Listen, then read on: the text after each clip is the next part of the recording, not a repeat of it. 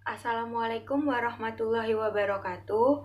Kami dari kelompok 6 akan menjawab pertanyaan tentang etika dan profesi pada Society 5.0 yang telah kami presentasikan sebelumnya. Saya Imarotu Sa'dia, NRP 47, akan menjawab pertanyaan dari kelompok 1, yaitu contoh dalam kehidupan saat ini yang menerapkan Society 5.0. Nah, contoh penerapan Society 5.0 dalam kehidupan sehari-hari yang biasa kita gunakan adalah smartphone. Di mana dalam smartphone ini juga terdapat beberapa penerapan AI yang biasa kita gunakan untuk membantu kegiatan sehari-hari. Contohnya adalah GPS yang terdapat pada aplikasi Google Maps maupun Waze. Selain itu, pada smartphone kita juga terdapat aplikasi asisten seperti Google Assistant, Siri, dan Cortana. Selanjutnya, saya akan menjawab pertanyaan dari kelompok 2, yaitu tentang dampak positif dan negatif dengan adanya Society 5.0 ini. Nah, dampak positif dengan adanya Society 5.0 ini adalah berkaitan dengan drone, alur distribusi, dan jangkauan transportasi akan semakin cepat, semisal dalam pengantaran barang, keadaan rescue, dan sebagainya. Kemudian, kecerdasan buatan akan menjadi asisten yang dapat membantu dan mengoptimalkan aktivitas manusia. Contohnya Siri, Cortana, dan Google Assistant. Selain itu, konektivitas akan saling terhubung dan berkesinambungan antara setiap informasi yang ada. Lalu, dengan adanya robot akan membantu kehidupan manusia dalam pekerjaannya dengan lebih presisi. Dan semuanya akan menjadi lebih dekat, lebih murah, dan lebih cepat dengan adanya teknologi yang saling terintegrasi. Nah, dampak negatif dengan adanya Society 5.0 ini adalah membuat manusia semakin malas. Kemudian membuat manusia menjadi ketergantungan karena semuanya bergantung kepada daya dan jaringan. Lalu, potensi dapat berkurangnya setiap pekerjaan akan semakin bertambah seiring dengan bertambahnya jumlah manusia, sehingga rawannya kejahatan akan semakin berkembang juga. Pertanyaan selanjutnya akan dijawab oleh teman saya Irfani Widya. Saya Fani, saya akan menjawab pertanyaan dari kelompok 3 dan kelompok 4. Yang pertama, saya akan menjawab pertanyaan dari kelompok 3. Pertanyaannya adalah, apakah AI dan robot itu akan membantu pekerjaan manusia atau justru malah mengambil alih pekerjaan yang biasa dikerjakan manusia? Kemudian, apakah hal tersebut membawa dampak positif bagi pekerjaan manusia atau justru dampak yang negatif yang akan didapatkan? Jadi gini, di konsep Society 5.0 itu berbeda sama revolusi industri 4.0, di mana konsep Society 5.0 ini sendiri tetap berpusat pada peradaban manusia. Sehingga kehadiran teknologi itu tidak serta-merta menggantikan peran manusia, melainkan akan membantu manusia dalam melakukan pekerjaannya. Sebagai contohnya, di revolusi industri 4.0 kemarin dikenal suatu istilah yaitu Cyber Physical System atau CPS, di mana ini merupakan integrasi antara physical system, komputasi, dan network.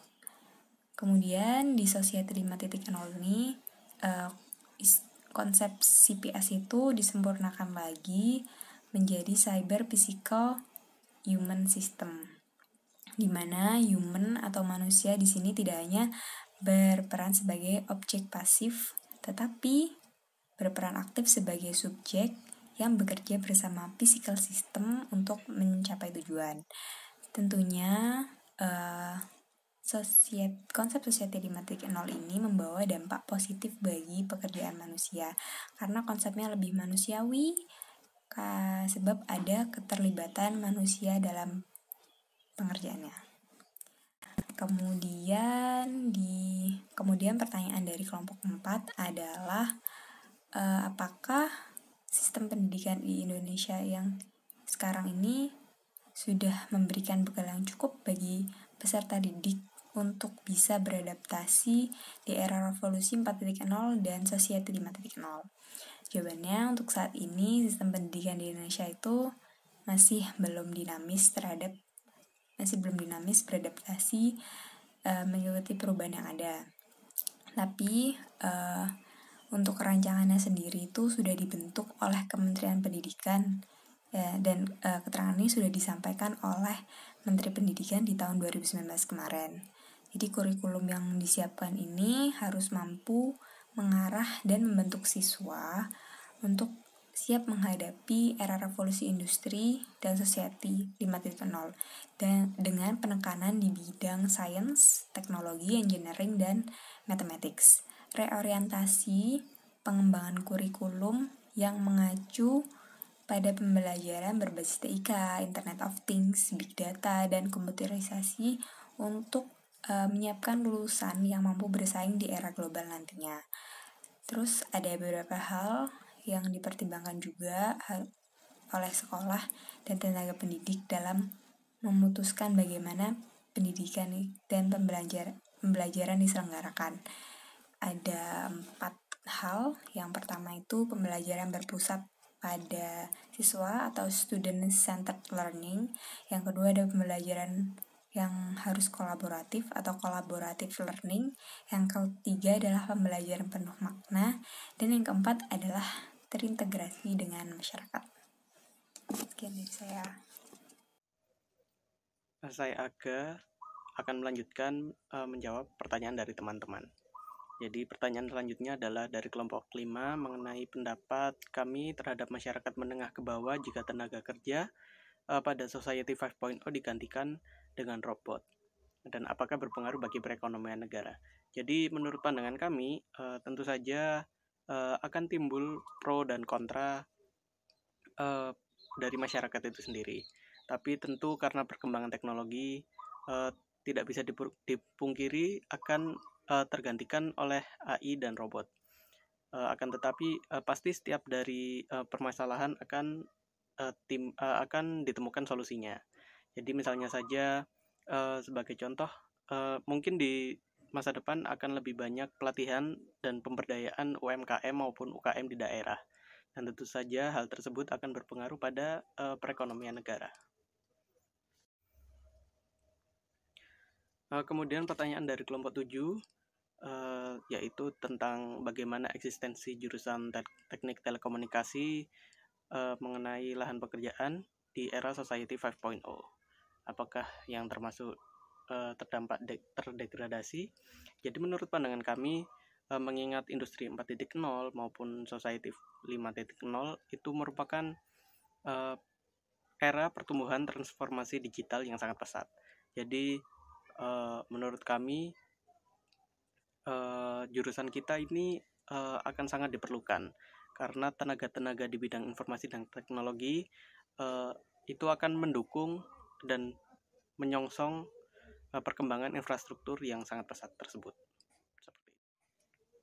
Pertanyaan terakhir yaitu dari kelompok 8 mengenai apabila sudah AI dan robot sudah diproduksi secara massal, apakah tidak berpengaruh kepada angka pengangguran khususnya di Indonesia, dan apakah ada solusi untuk tetap menggunakan AI dan robot tetapi tidak mengurangi jumlah tenaga kerja. Jadi menurut pandangan kami bahwa ya memang benar ketika nantinya sektor yang akan memanfaatkan AI dan robot berdampak pada pengurangan tenaga manusia. Karena ini memang untuk tujuan efisiensi, meningkatkan efisiensi. Namun pastinya tidak semua sektor akan secara penuh memanfaatkan AI dan robot. Seperti contohnya pada restoran, mungkin saja chefnya akan tetap manusia.